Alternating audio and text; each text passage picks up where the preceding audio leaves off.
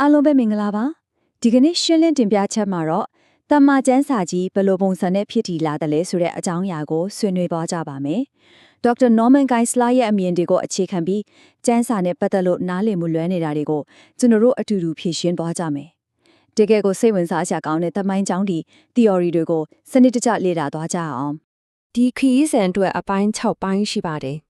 ပထမဦးဆုံးအတိတ်ပဲနဲ့ညီတောင်ပြီးရင်ဓမ္မသက်ကျမ်းဟောင်းနောက်ခံပညာရှင်တွေရဲ့အမြင်များအဓိကအချက်များခေတ်မီအသုံးချက်မှုနဲ့နောက်ဆုံးဤကုန်းချုပ်ဆိုပြီးအစဉ်လိုက်သွားကြပါမယ်ကဲပထမဦးဆုံးအပိုင်းဖြစ်တဲ့အတိတ်ပဲနဲ့ညီတန်းကိုစလိုက်ကြရအောင်ဘာသာရေး theory အရဓမ္မသက်ကျမ်းလို့ခေါ်တဲ့ candonicity ကတကယ်တမ်းဘာကိုဆိုလိုတာလဲဆိုတာကိုအခြေခံချမှတ်ကြည့်ကြမယ်ဒီအကြောင်းအရာလေးကိုတက်ချလေးဝင်ကြည့်အောင် canonicity ဆိုတဲ့စကားလုံးကပြင်သစ်စကား canon ကနေလာတာပါအတိပ္ပယ်ကတော့စီးမြင်တမဘောစံနှုန်းပေါ့ဒီနေရာမှာအင်တာအရေးကြီးတဲ့ချက်ရှိတယ်ဒီကျမ်းစာအုပ်တွေကရှေးကြလို့တမိုင်းဝင်လို့လူတွေကတန်ဖိုးချလို့အခွင့်အဏာရှိလာတာလုံးဝမဟုတ်ပါဘူး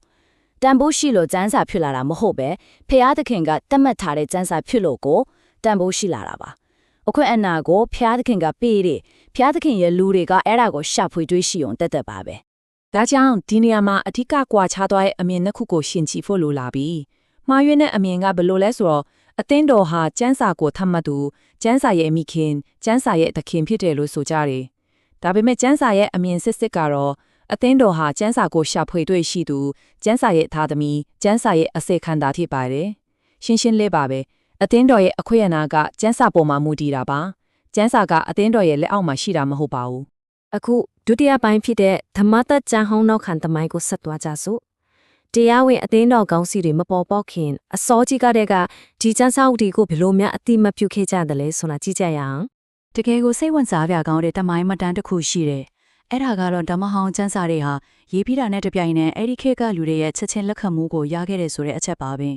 တရားဟောရာကျမ်း31-26မှာကြည့်ရင်မိုးရှေရဲ့ရေးသားချက်တွေကိုပိဋိညင်ဒေတာတော်အနီမှာတေချာသိမ်းဆီးခဲ့တယ်ယောရှု24-26နဲ့တတမာရဆိုရင်25တို့မှာလည်းနောက်ချက်ရေးသားချက်တွေကိုစပ်ပေါင်းထည့်ခဲ့တာတွေ့ရတယ်။ဒန်နီယယ်9:20မှာဆိုရင်ဒန်နီယယ်ကိုယ်တိုင်ကမိုးရှေနဲ့ပြီးတော့ဖယေရမီရဲ့ကျမ်းစာတွေကိုအခွင့်အာဏာရှိတဲ့ကျမ်းတွေအနေနဲ့ရည်ညွှန်းလေ့လာခဲ့တာကိုအထင်ရှားတွေ့နိုင်ပါတယ်။တတိယအပိုင်းကိုရောက်လာပါပြီ။ဒီလိုရှားပွေတွေးရှိမှုလုပ်ငန်းစဉ်ကြီးအပေါ်ထင်ရှားတဲ့ဓမ္မပညာရှင်တွေနဲ့သမိုင်းပညာရှင်တွေကဘယ်လိုများရှုမြင်သုံးသပ်ကြတယ်လဲ။စကြည့်ကြတာပေါ့ပညာရှင်လူးယစ်ခေါ်ဆန်ရဲ့မှတ်ချက်ကတကယ်ကိုလေးနက်ပါတယ်။အသင်းတော်ဟာအစေခံဖြစ်တယ်တရားသူကြီးမဟုတ်ဘူး။ကျမ်းစာကိုခွဲခြားသိမြင်ယုံတာဖြစ်ပြီးဖန်တီးတာမဟုတ်ဘူးလို့သူကဆိုတယ်။ဆိုလိုတာကအသင်းတော်ရဲ့အခန်းကဏ္ဍကတက်တေခံပေးဖို့တက်ပါပဲ။ဘယ်အရာကတော့တမန်ကျမ်းစာဖြစ်ပါတယ်ဆိုပြီးတရားသူကြီးတယောက်လိုအမိန့်ချမပိုင်ခွင့်မရှိဘူးဆိုတာကိုသူကခိုင်ခိုင်မာမာထောက်ခံထားတာပါ။နောက်ထပ်ပညာရှင် J.N.D. Kelly ကလည်းဒီလိုထောက်ပြထားတယ်ဖျားသခင်ရဲ့တတ်မှတ်ချက်ကချက်ချင်းဖြစ်ပေမဲ့လူသားတွေဘက်ကနေအရှေ့တိုင်းရောအနောက်တိုင်းတစ်ခွင်လုံးမှာသိမှတ်ပြုဖို့ဆိုတာဟာအင်မတန်မှတဖြည်းဖြည်းချင်းဖြစ်ပေါ်လာတဲ့ဂရုတစိုက်လုပ်ငန်းစဉ်ကြီးဖြစ်တယ်။ဒီနေရာမှာတမန်တော်တွေကိုယ်တိုင်ရေးသားခဲ့ခြင်းဆိုတဲ့စံနှုန်းဟာအရေးကြီးဆုံးဖြစ်ခဲ့ပါတယ်။ဒါကတမိုင်းဝင်အသင်းတော်ကောင်စီတွေနဲ့အခန်းကဏ္ဍကိုအလွန်ပြောင်မြောင်စွာသရုပ်ဖော်ပြနေတာပါ။ AD 369လောက်က Athanasius ရမိုက်ကန်ဒီပြီးတော့ Hipponacatus ကောင်စီတွေဟာတမန်ကျမ်းစာကိုအသစ်ဖန်တီးလိုက်တာမဟုတ်ပါဘူး။ဖျားသခင်မှုတွင်ထားလို့ယုံကြည်သူတွေအစိုးပိုင်းကတွေကလင့်ခံထားပြီးသားအချက်အလက်တွေကိုပိုပြီးကြဲပြန်ကျဲအပိသက်တရားဝင်အတိမပြုပေယုံတသက်ဖြစ်တယ်ဆိုတာကျွန်တော်တို့သိချသတိပြုရမယ်။စတုထအပိုင်းဖြစ်တဲ့အဓိကအချက်များကိုရောက်လာပါပြီ။အစိုးပိုင်းအသွင်းတော်ကဖျားသခင်မှုတွင်ခါတဲ့ကျမ်းစာတွေကိုစစ်ဆေးဖော်ထုတ်ဖို့ဘယ်လိုအသေးစိတ်နည်းစနစ်တွေကိုသုံးခဲ့တယ်လဲဆိုတာကြည့်ကြစို့မှန်ကန်တဲ့စံတမှုတွေအကြောင်းမပြောခင်တမိုင်းတစ်ချောင်းမှာပြဿနာဖြစ်စေခဲ့တဲ့မာရွက်နဲ့အကယ်ဖြတ်နည်းငါးခုကိုယဉ်ကြည့်ရအောင်လူသိမြောက်ရုံနဲ့အခွင့်အာဏာရှိတယ်လို့ထင်တာမျိုးအဖွဲတွေကြားသဘောထားကွဲတာကိုပဲမတိချဘူးလို့ယူဆတာမျိုးစာအုပ်တွေကိုကိုယ်သဘောနဲ့ကိုပေါင်းချက်ဖယ်ရှားတာမျိုးတတိပုဂ္ဂလအမြင်တွေကိုအတိုင်းဝိုင်းတစ်ခုလုံးရဲ့လက်ခံမှုနဲ့ရိုးထွဲတာမျိုးနောက်ဆုံးဂျူးအထောက်ထားတွေကိုလွဲမစွာသုံးတာမျိုးတွေဟာလုံးဝမလုံလောက်တဲ့စံနှုန်းတွေပါဒါတွေကိုရှင်းလင်းမှသာအခြေခံကြတဲ့စစ်ဆေးမှုအစစ်တွေကိုကျွန်တော်တို့နားလည်နိုင်မှာပါဒါဆိုပထမဆုံးအခြေခံစံတမှုကပါလေဒီကျမ်းကို prophet ကြီးခဲ့သလားဆိုတာပါပဲရေးတဲ့သူဟာဖျားသခင်စီကတည်င်းစကားကိုယူဆောင်လာသူဖြစ်ဖို့လိုပါတယ်ကလရီဩဝါဒစာအခန်းကြီး8မှာဆိုရင်ရှင်ပေါလုကသူဟာလူဒီစီကစိတ်လိုထားနာတာမဟုတ်ဘဲဖျားသခင်ရဲ့တမန်တော်ဖြစ်ကြောင်းကာကွယ်ပြောဆိုခဲ့လေအလားတူပဲ ရေးသားဟန်ကွာချမှုတွေကြောင့်နေပေဒရူဩဝါဒစာဟာအစပိုင်းမှာငင်းခုန်မှုတွေရှိခဲ့ပေမဲ့နောက်ဆုံးမှာတော့ရှင်ပေဒရူကိုယ်တိုင်ရဲ့ရေးသားချက်ဖြစ်ကြောင်းခိုင်ခိုင်မာမာအတည်ပြုနိုင်ခဲ့ကြပါတယ်ဒုတိယစံသမှုကတော့ရေးသားသူရဲ့အခွင့်အာဏာကိုဖျားသခင်ရဲ့လှုပ်ဆောင်မှုတွေတနည်းအားဖြင့်နိမိတ်လက္ခဏာတွေနဲ့အတည်ပြုသလားဆိုတာပါပဲ။ထမြောက်ရာကျမ်းအခန်းကြီး၄မှာမောရှေ3ဓမ္မရာဇဝင်အခန်းကြီး18မှာအေလီယာတို့ဟာသူတို့ရဲ့တရင်စကားကိုဖျားသခင်ရဲ့တန်ခိုးတော်နဲ့တည်ပြခဲ့ကြတယ်။ဟေဘရဲညက်လေးနဲ့နှစ်ကောရိယန်တို့စနစ်တို့မှာလည်းတမန်တော်ရဲ့အခွင့်အာဏာကိုနိမိတ်လက္ခဏာတွေနဲ့အတည်ပြုခဲ့ကြောင်းအထင်ရှားတွေ့ရပါတယ်။တတိယအချက်ကတော့တရင်စကားရဲ့မှန်ကန်မှုပါ။တကယ် prophet အစစ်တွေဟာယခင်ကပေးထားပြီးသားဖျားသခင်ရဲ့ပြားလေးတို့အနေနဲ့စန့်ကျင်ဘက်ဖြစ်နေလို့လုံးဝမရပါဘူး။တရားဟောရာကျမ်း73နဲ့18မှာဒါကိုရှင်းပြထားပါတယ်။ဥပမာတစ်ခုပြောရရင်မာတင်လူသာဟာယာကုပ်ဩဝါဒစာနဲ့ပတ်သက်ပြီးအစပိုင်းမှာတန်တရားရှိခဲ့ဘူးတဲ့။ဒါပေမဲ့ကျမ်းစာတအုပ်လုံးနဲ့ကိုက်ညီမှုရှိအောင်သေချာလေ့လာပြီးတဲ့နောက်မှာတော့သူ့ရဲ့တန်တရားတွေအကုန်ကင်းစင်သွားခဲ့တယ်။စစ်တပ်စံတမှုကအသက်တာကိုပြောင်းလဲစေနိုင်တဲ့ဖျားသခင်ရဲ့တင်ကိုးပါသလားဆိုတာပါပဲဟေဘရဲ40နဲ့နှစ်တင်မိုธี30ဖွင့်နဲ့တို့မှာဖော်ပြထားသလိုပေါ့တင်မသက်ကျောင်းဝန်ကျမ်းစာတွေဟာလူကိုပြုပြင်ပြောင်းလဲပြနိုင်တဲ့အစွမ်းတန်ကိုရှိရမှာပဲ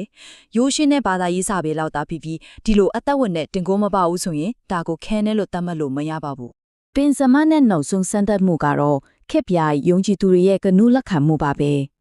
တသက်ဆာလောင်နိနော်တဲစီစစ်တုံးမှာရှင်ပေါလုကတက်တာလောင်နေမြို့သားတွေကိုအထူးကျေးဇူးတင်ခဲ့တယ်။ဘာကြောင့်လဲဆိုတော့သူတို့ဟာရှင်ပေါလုရဲ့တည်င်းစကားကိုတာမန်လူစကားအဖြစ်မဟုတ်ပဲဖျားသခင်ရဲ့နှုတ်ကပတ်တော်အဖြစ်ချက်ချင်းကိုလက်ခံခဲ့ကြလို့ပဲဖြစ်ပါတယ်။အခုပစ္စမပိုင်းခေတ်တဲ့ခေတ်မြေတုံးချမှုကန်တက်ကိုဆက်သွားကြစို့။တမိုင်းကျောင်းရဲ့ကျမ်းစာတတ်မှတ်ခြင်းလုပ်ငန်းစဉ်ဟာဒီကနေ့ခေတ်လက်တွေ့ဘဝနဲ့ theory ပိုင်းမှာဘလို့တရားမှုရှိနေတယ်လဲဆိုတာကြည့်ကြပါမယ်။သခင်ယေရှုက